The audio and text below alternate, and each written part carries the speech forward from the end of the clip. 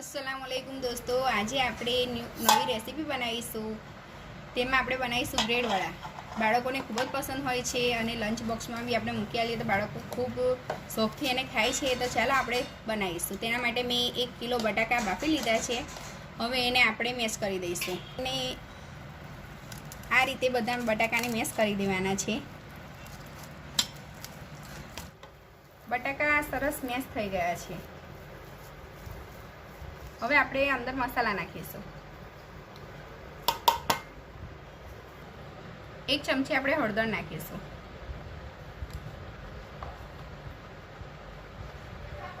2 નાની ચમચી આપણે મીઠું નાખીશું।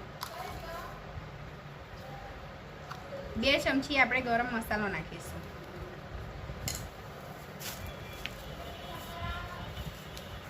2 ચમચી આપણે લસણની પેસ્ટ નાખીશું।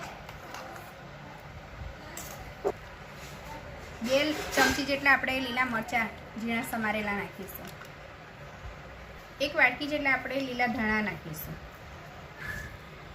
હવે બધું મિક્સ કરી દઈશું। બધું સરસ રીતે મિક્સ કરી દેવાનું છે। બધું સરસ મિક્સ થઈ ગયું છે।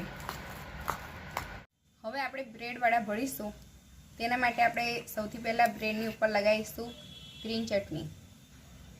જે ધાણા મરચાંની આપણે બનાવીએ છીએ, ધાણા મરચાં ને લસણ નાખીને મેં ચટણી બનાવી છે।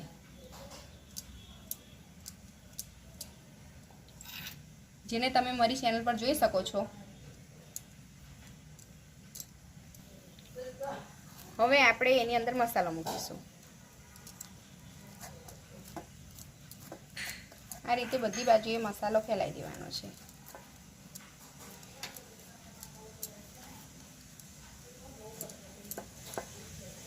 હવે આપણે એની ઉપર બીજો બ્રેડ મૂકીશું। એની ઉપર આપણે લગાવવાની છે પિઝા સોસ। તેની અંદર મેં માયોનીઝ એડ કર્યું છે અને થોડોક ટોમેટો કેચઅપ એડ કર્યો છે વધારે। તે આપણે એની ઉપર લગાવી દેવાનું છે। એનાથી એનો ટેસ્ટ ખૂબ જ સરસ લાગે છે। બિલકુલ અલગ રીત બતાવું છું તમને આજે મેં બ્રેડ વડાની। એક વખત જરૂરથી ટ્રાય કરજો, બાળકોને ખૂબ જ ભાવે છે। હવે પાછો આપણે એની ઉપર મસાલો મૂકીશું।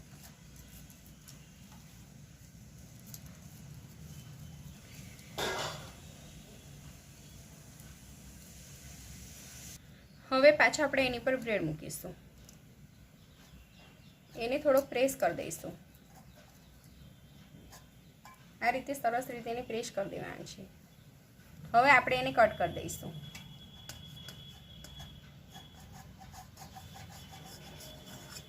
આ રીતે એના 3 પીસ કરી દેવાના છે।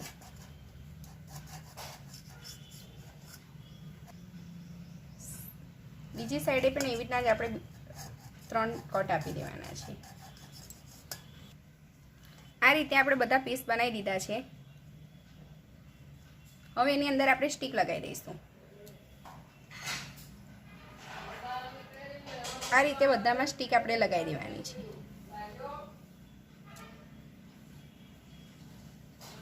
આ રીતે આપણે બધા બ્રેડ વડા ભરીને તૈયાર કરી દઈશું। આપણે બ્રેડ વડાને લીધે હવે બેટર તૈયાર કરીશું। તેને લીધે મેં 400 ગ્રામ બેસન લીધું છે। એની અંદર આપણે 1 ચમચી મીઠું નાખીશું।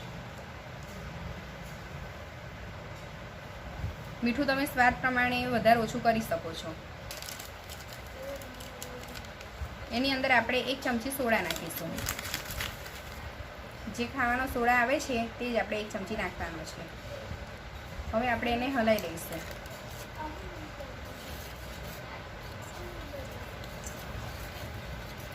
સરસ રીતે હલવાઈ ગયું છે। હવે અંદર આપણે પાણી એડ કરીશું। થોડું થોડું કરીને આપણે પાણી નાખવાનું છે। તેનાથી એના જે બેસનના ગઠ્ઠા ના વળી જાય।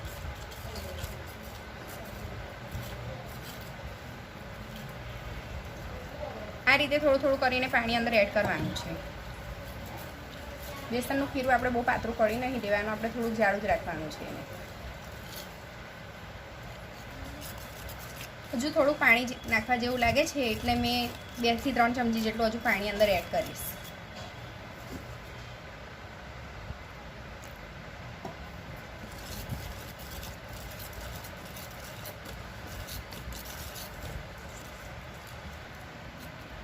ઓકે, આપણું ખીરું તૈયાર થઈ ગયું છે। તમે જોઈ શકો છો કે કમ્પ્લીટ આ રીતનું નીચે પડે છે ખીરું, એ રીતનું આપણે થવું જોઈએ. મેં તમને આંગળી બોલીને બતાવું છું કે આંગળી પર આ રીતનું ચોટે એ રીતનું આપણે ખીરું તૈયાર કરવાનું છે.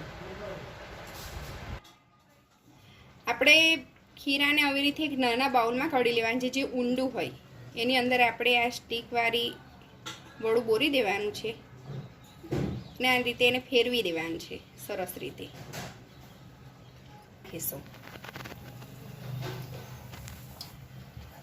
આ રીતે આપણે તેલમાં બધા વડાને નાખી દેવાના છે.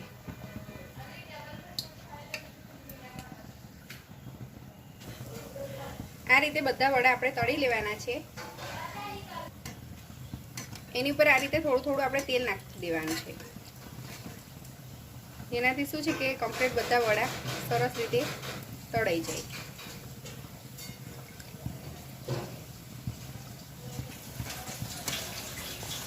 ગોલ્ડન કલરને આપણે એને થવા દેવાના છે. આપણા વડા તળાઈ ગયા છે. હવે એને આપણે કાઢી લઈશું.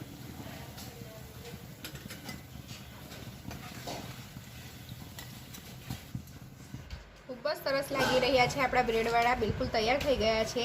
રેસીપી કેવી લાગી તે કોમેન્ટમાં લખજો અને અમારી ચેનલ ટેસ્ટ ઓફ ખત્રીને લાઈક શેર સબસ્ક્રાઈબ કરજો. તમે જોઈ શકો છો કે ખૂબ જ સરસ લાગે છે. એક વખત જરૂરથી ટ્રાય કરજો. બાળકોને આનો નાસ્તો બનાવીને આલીએ છીએ તો બાળકો ખૂબ જ ખુશ થઈ જાય છે. નવી રેસીપી સાથે ફરી મળીશું. અલ્લાહ હાફિઝ.